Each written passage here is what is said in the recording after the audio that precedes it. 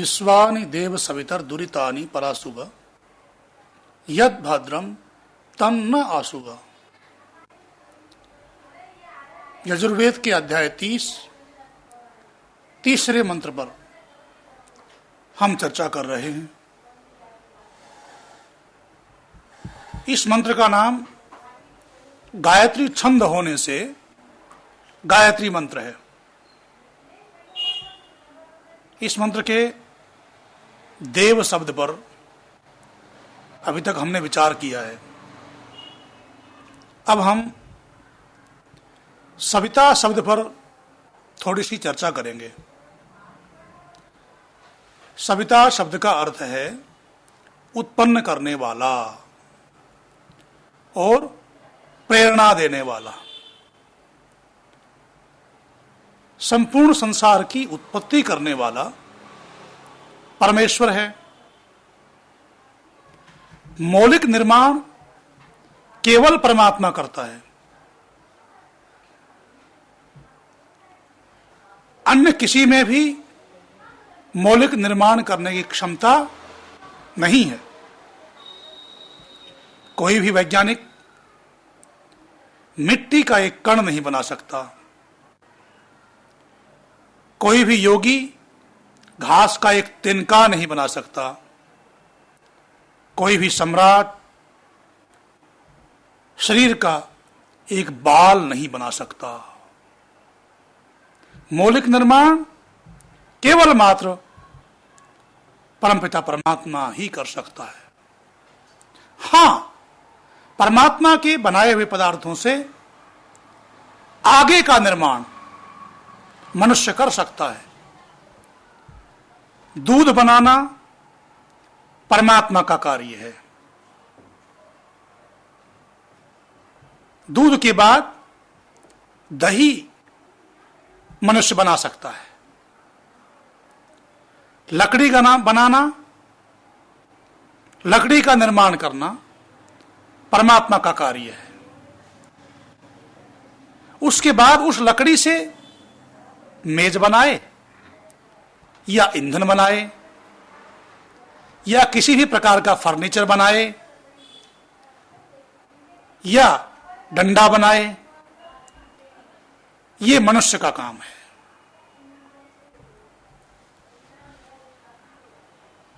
मनुष्य परमात्मा के बनाए हुए पदार्थों से ही आगे निर्माण कर सकता है। मौलिक निर्माण मनुष्य के क्षमता से बाहर है, मनुष्य की सामर्थ्य से बाहर है। तो एक तो सविता का अर्थ है उत्पन्न करने वाला। परमपिता परमात्मा सब जीवों के देह का निर्माण करते हैं। ब्रह्मांड के सभी पदार्थों की, सूर्य, चंद्र, नक्षत्र आदि का निर्माण करते हैं, उनका संचालन करते हैं, उनको नियंत्रण में रखते हैं। इसलिए उसे सविता कहते हैं। सविता शब्द का एक अर्थ है प्रेरणा देने वाला। सूर्य को भी सविता कहते हैं क्योंकि सूर्य भी प्रेरणा देता है। रात के व्यतीत होने पर सूर्य की किरणें जब वस्तुओं पर पड़ती हैं तो उनके भीतर एक विशेष प्रकार की प्रेरणा या जागृति उत्पन्न हो जाती है। हम सब भी प्रातः उठ करके सूर्य की किरणों के द्वारा मिलने वाली जागृति का, चेतना का अनुभव कर सकते हैं।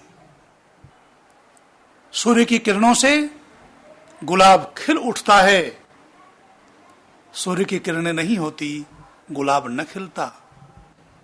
परंतु सूर्य ने गुलाब का निर्माण नहीं किया।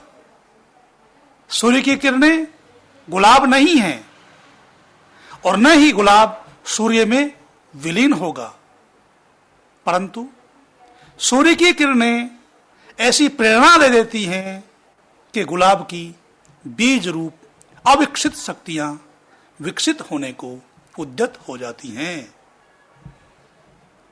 सूर्य की किरणों के द्वारा गुलाब के भीतर कुछ ऐसा परिवर्तन होता है कि गुलाब के समस्त अंतर्निहित गुण अव्यक्त से व्यक्त हो जाते हैं। ठीक इसी प्रकार विद्युत तरंगों को भी प्रेरक कह सकते हैं। एक ही विद्युत कोश से भिन्न भिन्न यंत्रों का संबंध होता है। विद्युत तरंग के खुलते ही आटा पीसने वाली चक्की आटा पीसने लगती है, कपड़े धोने की मशीन कपड़े धोने लगती है, छापे खाने की मशीन छापने लगती है, ट्यूबलाइट प्रकाश देने लगती है और लकड़ी काटने की मशीन लकड़ी काटने लगती है। मशीनें अलग अलग हैं, परंतु प्रेरणा उन सबको विद्युत तरंग से प्राप्त हो रही है। तो सूर्य का नाम और विद्युत का नाम भी प्रेरणा देने से सविता है। परमात्मा का नाम भी प्रेरणा देने के कारण से सविता है। परमात्मा उत्पन्न भी करता है, प्रेरणा भी देता है। परमात्मा प्रेरणा ही देता है, बलात् अपने आदेश को थोपता नहीं, क्योंकि मनुष्य को परमात्मा ने कर्म करने में स्वतंत्र किया हुआ है। स्वतंत्र कर्ता, जीवात्मा कर्म करने में स्वतंत्र है, पर ईश्वर की व्यवस्था से उनका फल भोगने में परतंत्र है। हां, परमेश्वर कोई भी व्यक्ति शुभ अशुभ कर्म करता है तो प्रेरणा अवश्य देता है। प्रेरणा कैसे देता है? जब व्यक्ति कोई अच्छा कार्य करता है तो उसके हृदय में आनंद, उत्साह, प्रीति की वृद्धि होती है। ये आनंद, उत्साह और प्रीति की वृद्धि होना परमात्मा की प्रेरणा के द्वारा होता है। इसे ही आत्मा की आवाज कहते हैं। ठीक इसी प्रकार जब हम गलत कार्य करते हैं, उस गलत कार्य को करते हुए हमें भय, शंका और लज्जा का अनुभव होता है। ये भय और शंका और लज्जा की अनुभूति भी परमपिता परमात्मा की ओर से होती है। और जो व्यक्ति भय, शंका और लज्जा के उत्पन्न होने पर उस प्रेरणा को सुन लेता है तो बुरे कार्यों से बच जाता है। पर जो व्यक्ति उस प्रेरणा को नहीं सुनता वो पतन की ओर चला जाता है। जब व्यक्ति के हृदय में आनंद, उत्साह और प्रीति की वृद्धि होती है तो दुगने उत्साह के साथ वो व्यक्ति उस अच्छे कार्य को करने लगता है।